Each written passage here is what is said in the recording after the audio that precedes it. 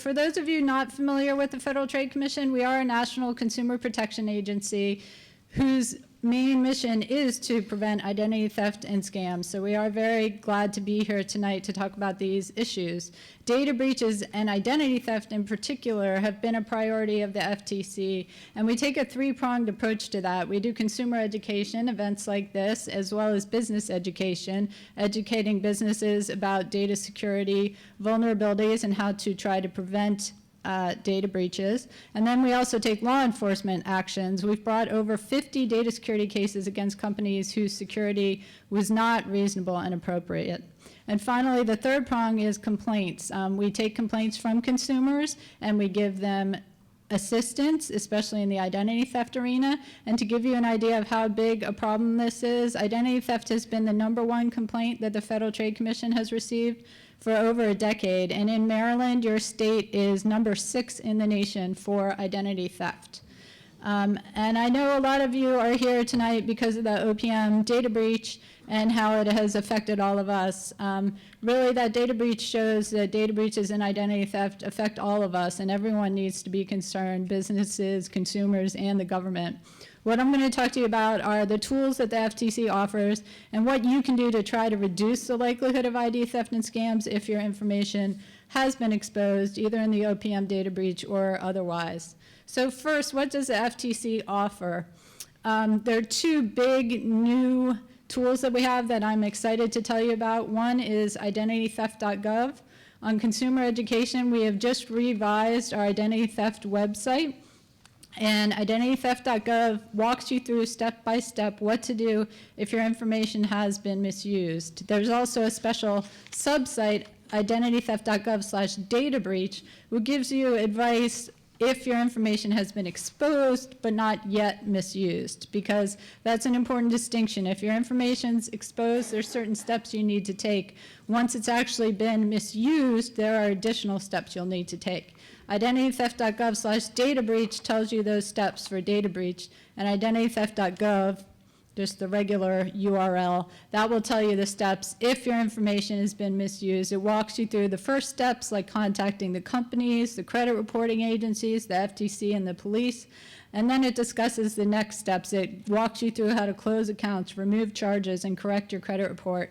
It also provides checklists and sample letters. And for those people who prefer print guides, we still have our Taking Charge publication, which has been our top publication for years, and a newer publication on safeguarding your child's future about child identity theft. The other big new tool we have, in addition to identitytheft.gov, is our Start with Security Business Education Initiative. We just launched that recently. We have a new publication on 10 lessons learned from our over 50 data security cases.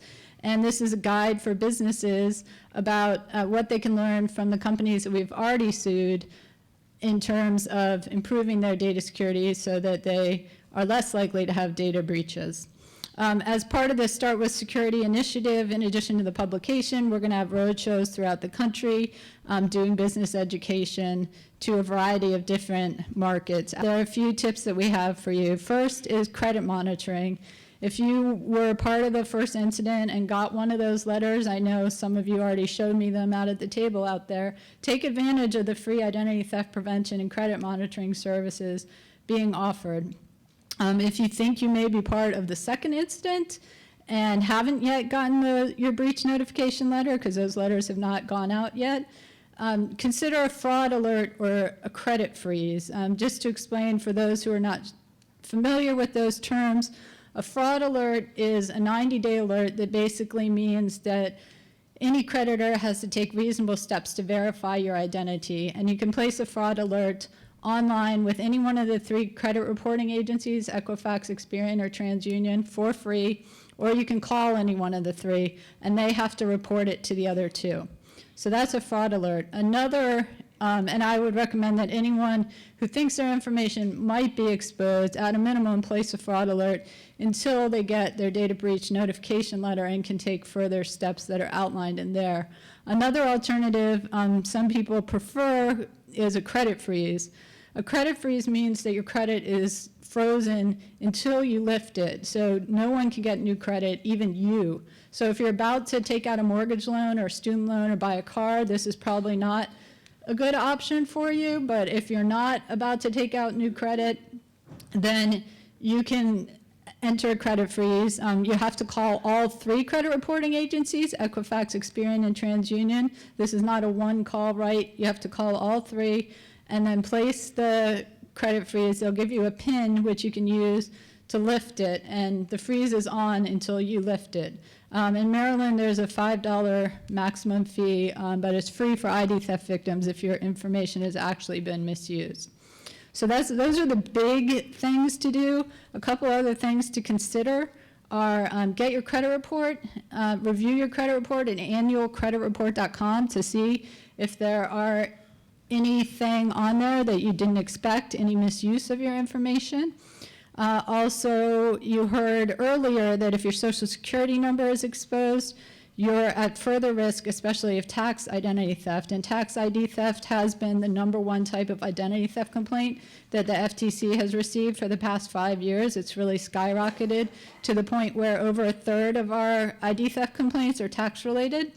So if your social security number has been exposed in the OPM breach or otherwise, we do recommend filing. The IRS has a form 14039, which you can use to flag that your social security number has been exposed. If it hasn't yet been misused, you'll need to check box 2 and submit that to the IRS so you can flag your social security number. Another tip is to file your taxes early, because people use the social security number to try to get your refund before you do. So if you're able to file early next year, that could help. If you're worried about your kids' personal information, we have a publication out there, Safeguarding Your Child's Future. And also, I believe the Maryland Attorney General's office will talk to you about a tool that's available to you as Maryland residents. Maryland led the nation in creating the child credit freeze law, so you're very fortunate to have that tool available to you in this state, and he will talk more to you about that. Just 2 more things, 2 more tips in terms of how to protect yourself if your information is exposed, and just even generally, is to beware of phishing scams. Another big trend we're seeing is imposter scams are the 3rd largest complaint the FTC receives, whether someone's pretending they're from the IRS, which you'll hear about more from TIGTA, or if they're pretending they're from tech support and they're gonna radio into your machine and fix it, or maybe they're pretending they're your grandchild and they're stuck in Canada and need money wired. Those are the kinds of scams that we're seeing a lot of, and once your personal information is out there, the scammers can use it to make them more believable. So just that's something to be aware of, and we have more tips on that and other scams in our Pass It On publication, which is out there at our booth. The last tip I wanted to mention is you should change your passwords and security questions for accounts, especially if you've had a lot of personal information exposed, because thieves may be able to guess your passwords or security questions. Think about passwords and security questions that don't relate to your personal information. You don't want a security question that's your mother's maiden name or the street where you first lived, or other information that could be gotten from information that may have been exposed. So that's the last tip I have, is to change passwords and security questions.